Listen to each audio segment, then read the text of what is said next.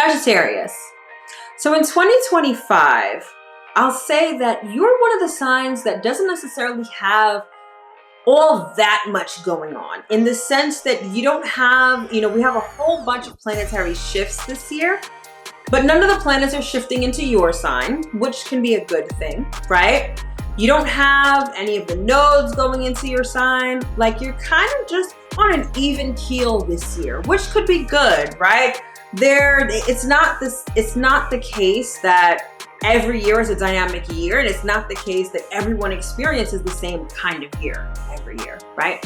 But what I will say for you for 2025 is there is going to be a heavy emphasis on romance, children, and self-expression this year.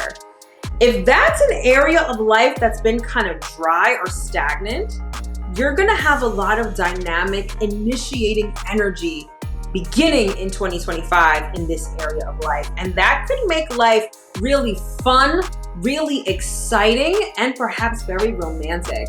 So I'll dare say that of all the zodiac signs, I think you guys may have the most fun this year.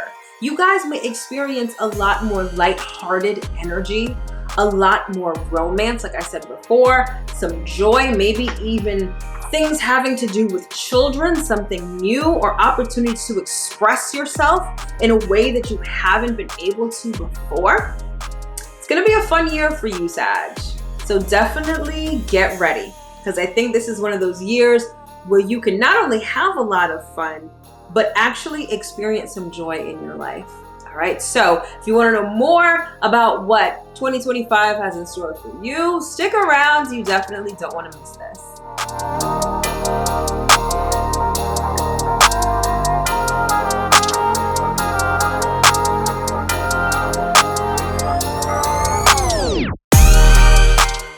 Hello, my loves. As always, I hope that this video finds you well and in excellent spirits. If this is our first time meeting, welcome. My name is Mel. I'm a professional astrologer and sound therapist, and I'm the founder of Divine Feminine Works, where I help people unlock their divinity and discover their magic. And as always, if you are returning, welcome back. So this is the 2025 yearly astro forecast for the sign of Sagittarius. Now, this video is definitely for Sagittarius rising, but if you are a Sagittarius sun, feel free to watch the video as well, because this information will be relevant and useful to you. However, make sure that you check out the video for your particular rising sign so that you get a comprehensive view of what 2025 has in store for you. All right, so in terms of what 2025 has in store for you, self-expression and creativity are going to be huge for you this year. Because we have such dynamic energy in the sign of Aries, and Aries is your fifth house of creativity, self-expression, children, and romance. I like to call the fifth house the fun house. That's the house of lighthearted energy. It's the house where you follow your heart and your passions. It's got this childlike wonder and expression to it. It's the fun house. And so we have a plethora of energy in Aries this year. So the ruler of Aries, Mars, will be retrograde in January and February. Mercury is going to be going retrograde in Aries in the spring. Venus is also going to begin her retrograde period in Aries in the spring. In the spring, we're going to be having an eclipse, a solar eclipse in Aries. And Saturn and Neptune are going to be entering Aries this year. So Aries is it. Aries is lit this year. And again, this is happening in your fifth house, the fun house. So you get to start some new things. Maybe you even get to bring some things from the past back up. It could be an old lover coming back up. It could be an old idea, an old hobby, an old passion project that gets reignited. I'm actually a little jealous of you guys, because I feel like 2025 is going to be a dynamically fun year for you. Okay. So it really would, I guess my advice for you for 2025 is to really tap into not only what you want, but who you really are. The fifth house is the house of self-expression. And this is the house where you can really stand out for being uniquely yourself. So maybe you need to figure out who that person actually is. Maybe this could be the year where you really re-infuse romance into your life, or maybe infuse romance into your life for the first time ever. But that's a great feeling. Again, I'm low-key jealous because you guys are really going to have a fun year, all right? And so it's really going to be important to, again, follow your heart. Have this childlike curiosity and wonder this year, because with the 5th house having to do with children, this also may be a year that if you have children or are trying to conceive children, that may be heavily emphasized this year. But if children, like having them, are not on your radar, this is really getting you to tap into your inner child, or to just be kind of more childlike in the things that you do. So that's kind of the advice I have for you for 2025. Now, the other thing that I need to point out to you is that the North Node is moving into Pisces and the South Node is moving into Virgo. Now, this is important, even though those signs are not Sagittarius, clearly. It is important because they are going to be square to you. Pisces is your 4th house of home and family, and Virgo is your 10th house of career. So over the next 18 months, beginning in January, there's going to be a real emphasis on your private life, aka your home life with the North Node in Pisces, and your public life and your career, aka the South Node in Virgo. And you may feel this push and pull, right? Now, arguably speaking, given what I've said already in this video, that 2025 is going to be a fun year, a year where you can express yourself and infuse romance into your life. You have that going on. But then with the North Node in Pisces and the South Node in Virgo, it's like your career and your home life are vying for your attention. And that can sometimes be a lot less than fun.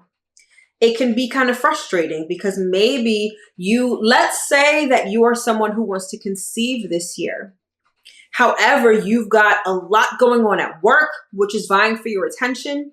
You've got things going at home that could be stressful and frustrating when all you want to do is be in the right headspace in order to conceive. Like, that's just one example of how this can play out. But it's like you want to have fun, you want to do you and express yourself, but the North Node and South Node in Virgo and Pisces, like, they're not letting you be great. They're kind of like, this is what's going on at work. You know, you need to do this, you need to do that. Maybe something at work is ending this year, something is wrapping up. And then maybe you've got stuff going on at home. Maybe you're moving, maybe you're relocating, maybe you're purchasing a home, which is always a stressful kind of situation, right? And that's vying for your attention also. And where the North and the South Node are is where the eclipses happen.